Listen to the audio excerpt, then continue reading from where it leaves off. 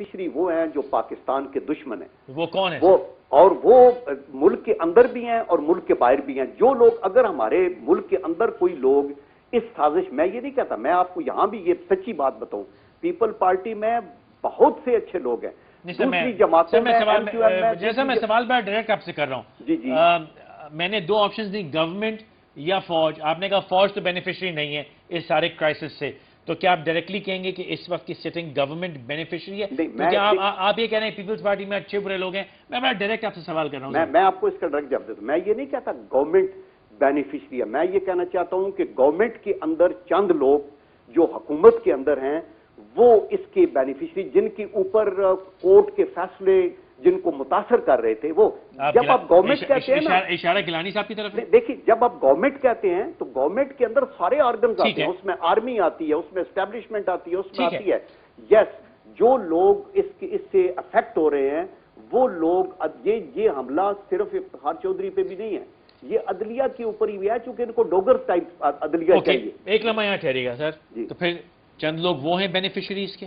देखिए, मैं ये नहीं कह रहा मास्टरमाइंड, मैं सिर्फ बेनिफिशियरी कह रहा हूं। देखिए, सारे अमल के दो बुनियादी किरदार हैं। एक हैं मलिक रियाज साहब जनाब, और उनकी या रेपुटेशन या डिसरेपुटेशन या जो भी कह रहे हैं वो आवाम के सामने है। और जब से ये बहरिया का किस्सा चला है तब से जो ना मुख्तलिफ बातें जो आवाम के अंदर आती रही हैं। दूसरे हैं अरसलान इफ्तिखार साहब, और वो चूँकि इस वजह से जो है ज़्यादा प्रोमिनेंस इख्तियार कर गया क्योंकि वो चीफ जस्टिस के बेटे हैं। अब मलिक रियाज साहब के बारे में यकीन जो है ये है कि उनके तमाम सियासतदानों के साथ, जितने भी बड़े बड़े सियासतदान हैं उनके साथ उनके बड़े इंटीमेट ताल्लुकात हैं, उनके बहुत मीडिया के लोगों के साथ इंटीमेट ताल्लुकात हैं, उनके बहुत से वकला के साथ इंटीमेट ताल्लुकात हैं, और उनके यकीनन जो है ना बहुत से फौजी जनरल जो रिटायर होते हैं अपने इदारे से, वो आके बहरिया फाउंडेशन के अंदर जो है ना वो मुलाजमीन हो जाते हैं या उनके पेरोल पे आ जाते हैं। ये एक जो है बहुत बड़ा अमल है। लेकिन एक रिटायर्ड फौजी कहीं भी नौकरी कर सकता है। मैं वही कह रहा हूँ, नहीं, मैं एक यानी एक सरसरी सा जायजा आपको पेश कर रहा हूँ। लेकिन आज जो मलिक रियाज साहब की रेपुटेशन है वो ये है कि जी इस वक्त जो पाकिस्तान पीपल्स पार्टी की टॉप लीडरशिप है, जिस किस्म के ताल्लुकात उनके आपस के दरमियान है, शायद इससे पहले किसी के साथ उनके ऐसे ताल्लुकात नहीं रहे। और लोग तो बल्कि यही कहते हैं जी अगर ज़रदारी साहब से कोई काम करवाना हो तो आप मलिक रियाज को पकड़ लें। तो मलिक रियाज जो कुछ कह रहा है वो किसके कहने पे कह रहा है, मैं समझता हूँ कि इसमें यकीनन जब ये मामलात आगे चलते हैं तो पाकिस्तान पीपल्स पार्टी की मौजूदा क़यादत को भी बहुत से, आपने डायरेक्ट नाम लिया है, बिल्कुल लिया, डायरेक्ट बेनिफिशियरी। मैं नहीं कह रहा कि डायरेक्ट बेनिफिशियरी, लेकिन मैं ये कहता हूँ कि जो ताल्लुकात आज, मतलब ये कि आज एक ओपन सीक्रेट, एक ओपन A+B एसोसिएशन, नहीं आप देख रहे हैं, ओपन सीक्रेट है कि जो ताल्लुकात मलिक रियाज साहब और ज़रदारी साहब के हैं वो शायद किसी भी सियासतदान के साथ मलिक रियाज साहब। आप क्या फरमाइएगा? देखिए फैसल भाई, यहाँ आपने दयानतदारी के साथ अगर कोई बात कहनी है तो मैं ये कहूंगा कि देखो, रियाज मलिक की पहले पॉजिटिव साइड देखें कि बहुत कंट्रीब्यूशन है। ठीक है, ये हाउसिंग के अंदर, एम्प्लॉयमेंट में, आप उस एरिया में देखें तो इट इज अमेजिंग जो इसने काम किया है, ये साउथ एशिया में किसी ने नहीं किया। बहुत से लोगों का, बहुत से जो घर बने हैं इसमें लोगों का बेनिफिट हुआ। अभी अगर इन्होंने पैसा बहुत कमाया है ना तो उसका सही मसरफ ये होता कि इनके पास बहुत पैसा है तो ये अल्लाह के रास्ते में भी दें, वो जो वो दे रहे होंगे, आई एम श्योर उन्होंने लंगर लगाया होता है। इन एडिशन टू दैट को एनर्जी का एक प्लांट लगा दे, कोई बहुत बड़े हॉस्पिटल्स खोल दें, स्कूल्स खोलें, यतीम बच्चों के लिए ऐसी यूनिवर्सिटीज बन जाएं जहां पढ़े। बदकिस्मती ये है जहां रियाज मलिक के ऊपर मैं भी ये कहता हूं कि ये उन्होंने गलत किया है, उनका पैसा खर्च होता है प्लाट्स, गाड़ियां, घर और बहुत नकद पैसा देके उन लोगों को ओबलाइज करना जो कॉरिडोर्स ऑफ पावर में है। अगर मैं किसी अदारे का सरबराह हूं और मैं रियाज मलिक से पैसे लेता हूं तो ये ब्राइब है। अभी हम इनसे ये पूरा डिटेल लें कि आपने किन किन को गाड़ियां दी हुई हैं, आपने किन किन को प्लाट्स दिए हुए हैं, और फिर मुझे पता है कि इन्होंने आर्मी के किन किन लोगों को दिए हुए हैं, कौन से ओबलाइज आपने किए हैं। आर्मी रिटायर्ड, आर्मी सर्विंग, नहीं, रिटायर्ड आर्मी को दिए हैं या सर्विंग को, जो वट एवर डिटेल्स आनी चाहिए।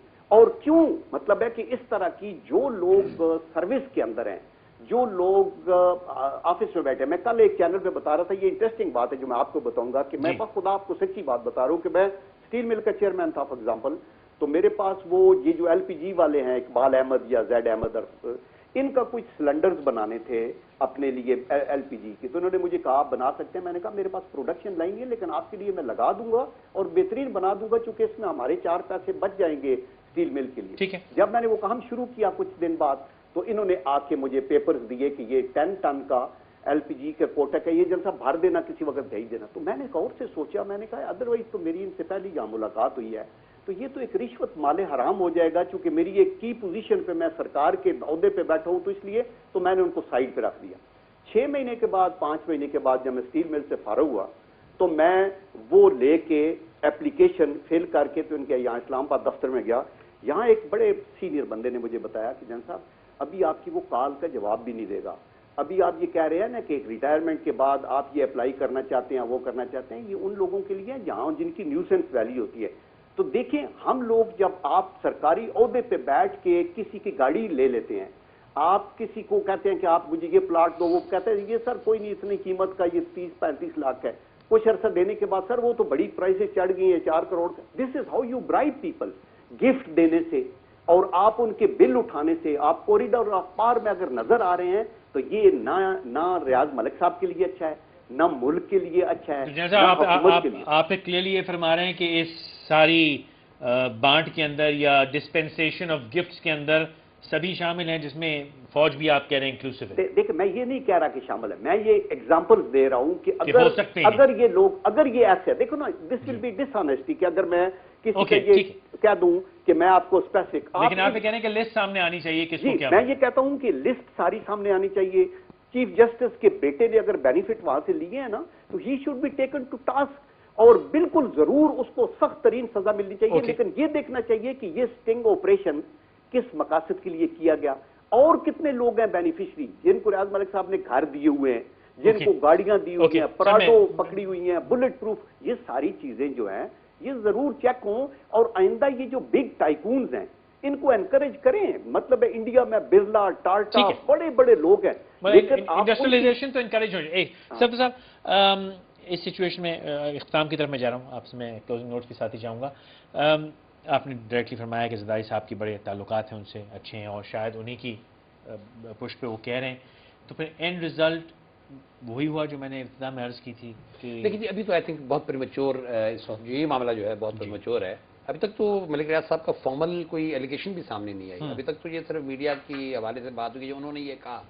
अब वो जब आके, जब तक वो, मैं समझता हूँ कि थोड़ी देर के लिए जरा इसको हमें कूलली तरह हैंडल करना पड़ेगा। पहली बात तो कि मलिक रियाज साहब को बुलाया जाए और उनसे ये पूछा जाए कि भाई अरसलान इफ्तिखार चौधरी साहब के ऊपर आपके एलिगेशन क्या है।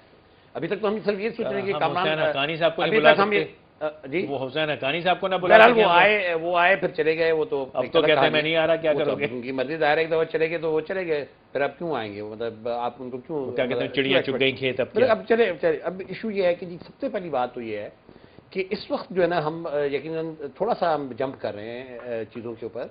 सबसे पहली बात तो ये कि जी, बारहा अदलिया जो है ना पिछले 2 दिन, कल और परसों, और अब जो है ना फाइनल सैटरडे तक या मंडे तक जो 2 मेंबर बेंच है उसका ये फैसला है कि जी मलिक रियाज साहब आके पेश हों और अपनी एलिगेशंस तो रिपीट करें कि जी उन्होंने एलिगेशंस क्या लगाए हैं। अब तक तो हम यही सुन रहे हैं कि जी वो क्रेडिट कार्ड की पेमेंट है, उनका काम तो पूरा हो गया जी, उनका काम तो पूरा हो गया। नहीं, मैं नहीं समझता वो पूरा हुआ। मैं समझता हूँ और कुछ करना है। नहीं, मैं समझता हूँ कि उनको आके देखिए, अगर नहीं करते, लेकिन मेरी बात, अगर नहीं करते तो फिर तो यही कॉश हो जाता है ना, फिर तो एक मीडिया की डिबेट है, वो मैं और आप करते रहेंगे जब चाहे, जितना चाहे आप करते रहेंगे, ठीक है ना। इशू ये है कि इस वक्त जितने भी जो ये ट्रायल्स हो रहे हैं या कोई अदलिया के केसेस अंदर, उसके 2 पहलू होते हैं।